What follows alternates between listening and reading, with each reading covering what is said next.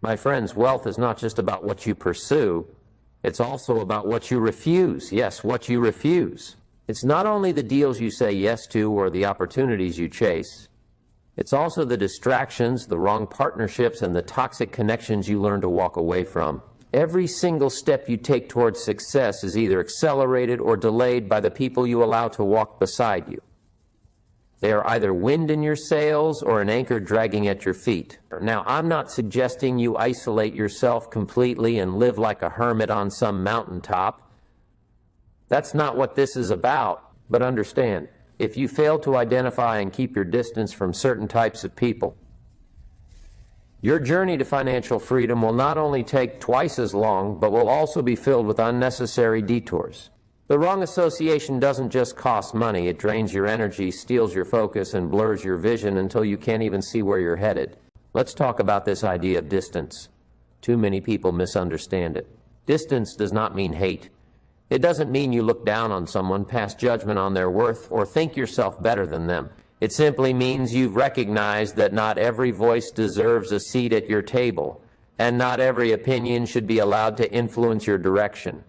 Some people you genuinely love, but you love them better from across the street. You can greet them warmly, send them well wishes, even share a laugh when you cross paths, but you can still be strategic about how much of your mind and heart you expose to them. Because here's the truth, life is far too short to keep explaining your dreams to people who have no interest in helping you achieve them. Every moment spent justifying your vision to the wrong audience is a moment stolen from actually building it. The first type of person to keep your distance from is the perpetual complainer. You know the type, the sun could be shining, the air could be perfect, and they'll still find something to grumble about. If it's sunny, it's too hot. If it's raining, it's too wet. If they get a raise, the government takes too much of it. These people don't just express dissatisfaction, they multiply it. Being around them is like standing under a leaky roof. You can't help but get wet. And here's the problem. Spend enough time around a complainer, and you'll start to develop their mindset without even noticing. Where you once saw opportunities, you'll begin seeing only obstacles. I learned a long time ago that someone else's constant rain cloud can ruin your entire harvest if you don't put up an umbrella. Complaining is a habit. And like any habit, it's contagious. You might think, well, I can inspire them to be more positive. And for a short moment, maybe you can. You might introduce them to new ideas, encourage them to be grateful, and think you've turned things around. But if you're not careful, instead of them catching your optimism, you'll catch their pessimism. Complainers are masters at subtle sabotage. They'll wrap their negativity in humor, call it being realistic, and slowly convince you to scale down your ambitions. They'll make you feel guilty for dreaming too big, laugh at your goals, and label your vision as foolish. But here's the truth. You can't plant seeds in toxic soil and expect them to grow. No matter how much water or sunlight you give, the roots will rot if the ground is poisoned by constant negativity. Sometimes the most loving thing you can do for both of you is step back. The second type to avoid is the excuse maker. These individuals have a well-prepared reason for everything they didn't do. They didn't start because the timing wasn't right. They didn't try because the market was bad. They didn't follow through because life got in the way. And here's what I've learned. Excuses are highly contagious. If you surround yourself with people who are always explaining why they couldn't, you'll soon find yourself lowering your own standards and accepting later when you know the answer should be now. You'll start calling it being realistic when, in truth, it's simply adopting their mindset of avoidance. Excuse makers are especially dangerous because they can be so convincing. They're often charming, articulate, and persuasive in their reasoning. They'll tell you why people like us can't get ahead, how the system is against them, why every opportunity is a trap. And if you're not vigilant, they will gently lead you into apathy while making it sound like wisdom. The safest approach, let them live in their reasons while you live in your results. The third type is the time waster.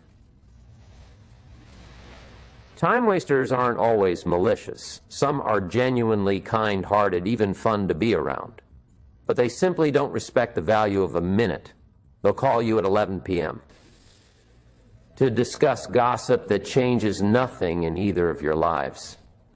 They'll invite you to hang out for hours without any meaningful purpose.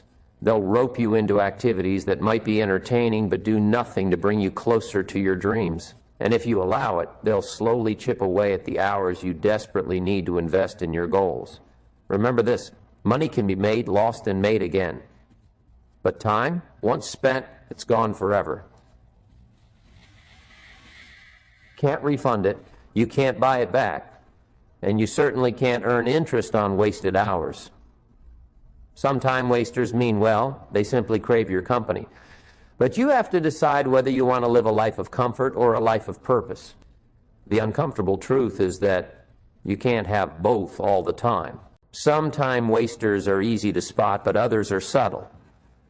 They might ask for just a few minutes here and there, but over weeks and months, those minutes become hours, and those hours become lost opportunities. And here's the thing. Most time wasters won't even notice the damage they're doing to you because they're not living with intention themselves. They're drifting, and they invite you to drift with them. But if you want your life to mean something, you've got to protect your hours the same way you protect your wallet. You wouldn't casually hand your credit card to a stranger, so why give away your most valuable currency, your time, to anyone who hasn't earned that trust? The people who respect your time will respect your dreams. The people who waste it, they're showing you exactly where their priorities lie. The fourth type is the dream killer. These individuals are particularly dangerous because they are often the ones closest to us. It's not always strangers or critics from the outside world who discourage us. More often than not, it's our cousin, our friend from school, our CO worker, maybe even our spouse. They don't necessarily mean harm. In fact, many times they believe they're protecting you from disappointment. But here's the truth. They can only see life through the lens of their own limitations. They measure your potential not by your skills, but by their comfort zone. And if you let their words soak into your mind, you'll find yourself gradually trimming down your dreams until they fit neatly inside their box of what's possible. That box might feel safe, but it's also suffocating. I've seen too many talented people shrink their vision because someone they love couldn't see it.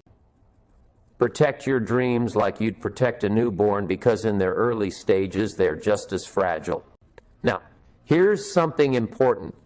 You don't have to engage in debates with dream killers. You don't have to defend yourself, explain yourself, or try to convert them into believers. Often, that only drains your energy and makes you doubt yourself even more. The best defense is silence. Guard your vision quietly but firmly. If you reveal it too soon to the wrong person, they can smother it before it has a chance to take root. Not always with harsh words. Sometimes it's with a raised eyebrow, a smirk, or a sigh. Their doubts can plant seeds in your mind that grow into hesitation, and hesitation is the enemy of progress. Some visions are best kept private until they're strong enough to stand on their own. That's why distance, in this case, isn't about abandoning people. It's about protecting the fragile beginnings of something that could change your entire life. The fifth type is the energy drainer. You know the kind. After spending an hour with them, you feel like you just run a marathon uphill in the heat. They might not be overtly negative, but they take more than they give. They need constant reassurance, endless favors, or emotional hand-holding for every step they take. And while caring for others is noble, there's a line between generosity and depletion. When you're building something meaningful, your energy is one of your most valuable assets. You can't afford to spend it all keeping someone else afloat while your own boat is slowly taking on water. Energy drainers often don't even realize the toll they're taking because they're so focused on their needs. But for you, the effect is cumulative. Your focus blurs, your motivation dips, and your ability to move forward weakens. It's important to understand, protecting yourself from energy drainers doesn't mean becoming cold or selfish. You can still care deeply for people without letting them deplete your reserves. It's about setting clear boundaries and sticking to them. Think of it like budgeting your finances. You can't give away more than you have without going into debt. The same is true for your emotional and mental energy. If you spend it recklessly, you'll find yourself running on fumes, unable to give your best to your work, your vision, or even your loved ones. Wealth requires vitality, creativity, and sustained focus, all of which require energy. You can't expect to achieve your highest goals while constantly carrying the emotional weight of others who are unwilling to carry their own. Give when you can, but know when to step back and recharge. And finally, the sixth type is the non-believer. They're not exactly dream killers because they don't always actively oppose you. In fact, their danger is far more subtle. Non-believers simply refuse to acknowledge possibility. They operate in a world where nothing works, nobody wins, and nothing ever changes for the better.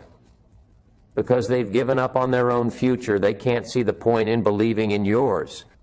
They won't openly criticize your dreams. Instead, they'll meet your enthusiasm with silence, a shrug, or a quick change of subject. At first, you might think it doesn't matter, but over time you'll stop sharing your wins with them. You'll begin dimming your own light just to avoid their indifference. And here's the real danger. When you stop believing out loud, your dreams start dying quietly. Part of what keeps ambition alive is the energy of speaking it, celebrating it, and allowing it to be real in the presence of others. Non-believers strip away that fuel without ever raising their voice or challenging you directly. They simply withhold encouragement until you start wondering if your goals are even worth pursuing. If you value your future, you must surround yourself with people who fan the flames, not those who quietly let them burn out. That doesn't mean you cut non-believers out of your life completely. It just means you stop feeding them the parts of yourself that are still growing. So, what's the lesson here? Not about cutting people off in bitterness or holding grudges. It's about knowing who belongs in your inner circle and who belongs on the outer edges of your life. If you want to get rich, not just in money, but in opportunity, influence, and joy, you have to be intentional about who gets your ear, your time, and your trust. Every conversation you have is either feeding your future or draining it. That means your personal circle should be filled with people who challenge you, sharpen you, and encourage you to rise higher, not those who hold you in place. Yes, love your friends, love your family, care for them when you can, but also love your future enough to protect it. Some people you visit, some people you run with, some people you pray for, some people you build with. The tragedy is when we mix those categories up and expect the wrong people to play roles they were never meant to play. That's how dreams get delayed or even destroyed, not because of lack of talent or opportunity, but because of misplaced trust in the wrong company. Now, I've been in rooms where my entire perspective shifted, not because the speaker was the most brilliant person in the world, but because the energy in the room was right. When you surround yourself with people who expect more from you than you expect from yourself, something powerful happens. You rise to meet that expectation. You start thinking bigger, acting bolder, and seeing possibilities where you once saw limitations. That's the kind of circle you want to build. People whose very presence challenges you to grow, whose conversations leave you inspired rather than drained. Distance doesn't mean you never speak again. Sometimes it simply means you speak less. It means you put your priorities ahead of their patterns. It means you decide that protecting your focus is more important than maintaining a routine of constant contact. And when you do that, you'll discover something amazing. You'll have more time to work, more focus to think, and more belief to pour into your own goals. That's when momentum builds. That's when things start moving faster than you imagined possible. My mentor once told me, "Jim, if you want to change your life, change your associations." At the time, I didn't realize just how true that was, but looking back, I can see it plain as day. The fastest way to go broke is to take financial advice from broke people. The fastest way to lose hope is to hang around hopeless people. And the fastest way to fail is to take criticism from those who have never dared to try. Your results are a reflection of the environment you keep, and that includes the people in it. Your environment matters more than most people realize.